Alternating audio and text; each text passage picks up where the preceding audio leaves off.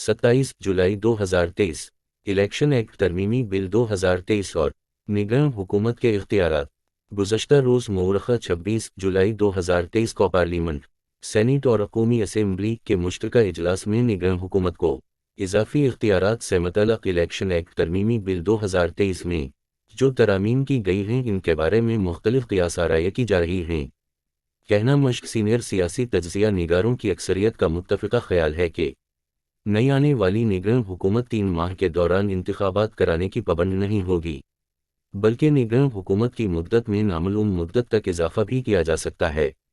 सियासी तज्ज़िया निगारों का ये भी ख्याल है कि इन्हें मुल्क में 3 माह की मुद्दत में इलेक्शन होते नज़र नहीं आ रहे हैं, जबकि इनके मुतफ़क़ा ख्याल के मुताबिक निगरान हुकूमत की 3 माह की मुद्दत में इजाफा के लिए मुल्क के वसी तर मफाद की वजूहात को जवाज़ बनाया जा सकता है। वल्लाह आलम बल सवाब।